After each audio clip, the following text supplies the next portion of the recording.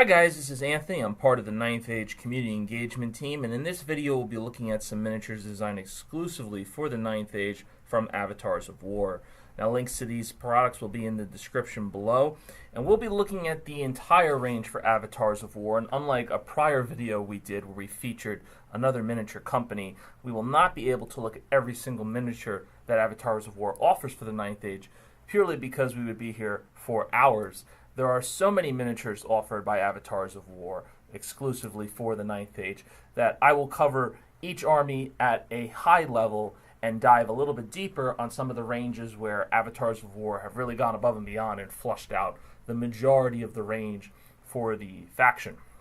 So if you head to the Avatars of War website, and right now they're running a sale till November 3rd, not certain when this video will be going up, but they do run sales from time to time. I wouldn't be surprised if there was another one before the end of the year. And you head over to their miniature section, every single army for the 9th Age will be listed here. So regardless of what faction you're looking to play or add to your collection, there's going to be some miniatures that Avatars of War offers that you'll be able to pick up.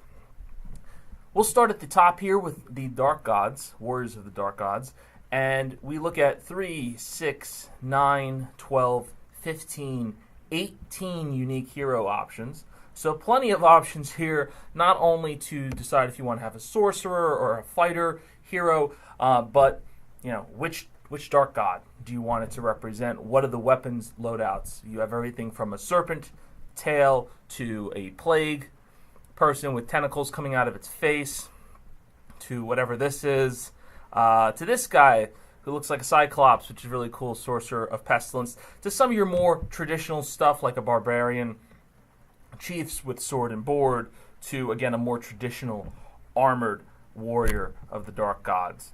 In addition, which is really special, they offer 4 kits that are each totaling over 115 parts, 118, 120, 138 parts.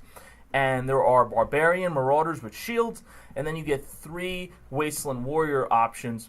This one is Pestilence with shields. You also have Pestilence with great weapons, and you have Warriors of Wrath with great weapons as well. And again, these are recommendations for what they could be generically built out of the box. However, you can certainly mix and match these kits as they're all going to be the same scale, and the parts will, for the most part, be interchangeable with very little, if all, conversion work around green stuff and filing things down. We'll dive into this kit in particular just to give you a little bit of a flavor. We do have the rest of the armies, though, we have to cover, so I'm not going to dig too deep into the specifics here as soon as the website loads. And as you can see here, a really nice discount at this point in time. I should probably go ahead and pick something up while we're on this sale. But you see some imagery here of the unit painted. This unit in particular has great weapons, so you do get the 360 view as well, where you can move the unit around. One of the important things to know here is the unit does rank up. I know a lot of players for the 9th Age use unit filler to some extent. However, these miniatures do rank up quite nicely, which is something that you need to think about. And as you can see, numerous great weapons. That's a hammer one, that's a large axe type, that's a gigantic flail, there's an axe. So it's not the same monopose weapon that you may see with other manufacturers. Avatars of War here have really gone above and beyond to offer numerous types of great weapons, which of course then you could call something like that a halberd, for example, right, if you so wanted to. There's another type of axe. And again, you can take a look at the miniatures here and the resin plastic type that they're using.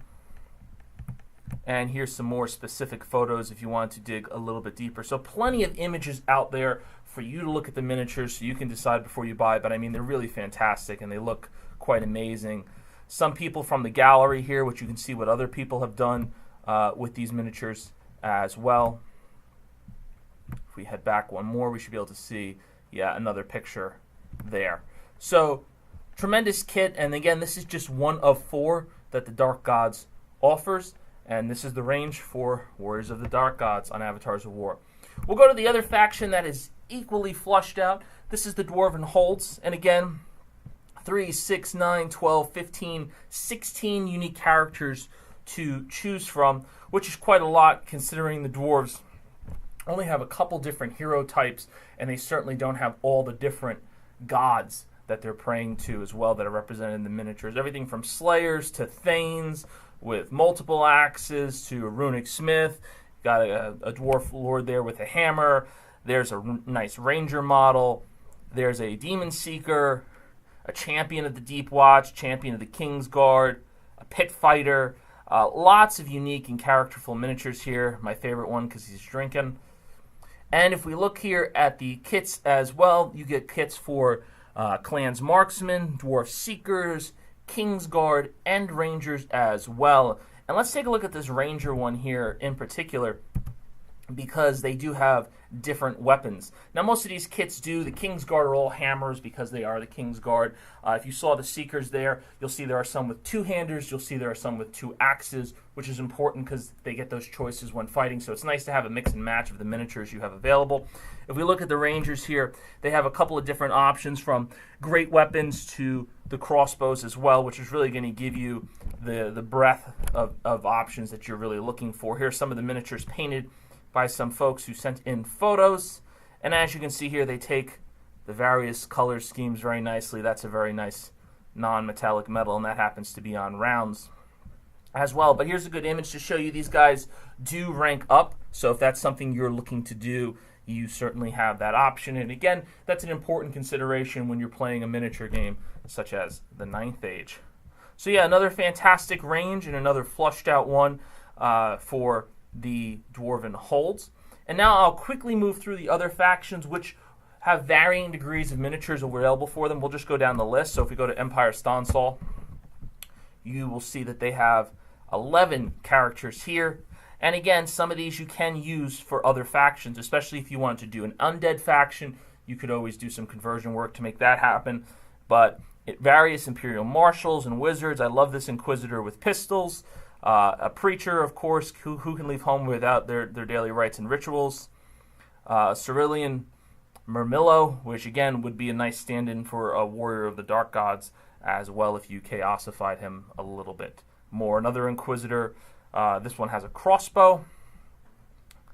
If we then head over to the Orcs and Goblins range, again, we see 8 unique miniatures available, from shamans to warlords, feral warlord, normal warlord, pit fighter, multiple goblin kings. This goblin king and grotling shield bearers is probably my favorite miniature for good old ONG here, and I want to give an opportunity for you to take a look at what's going on here. And I think this photo here is the best. As you can see, literally 2 smaller goblins underneath carrying the fanatical Goblin King. Really, really love that miniature there.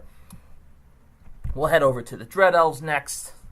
And the Dread Elves have 9 unique miniatures in their single model hero section, from multiple assassins. This is a female assassin, a Medusa with spear, which again is something you could use for Warriors of the Dark Gods. 2 Medusas actually. You have a Dread Prince, of course, an Exalted Oracle, and a nice kit that they've offered here, which is also for, I believe it's also for the Beast Herds, is Dread Harpies / Beast Gargoyles.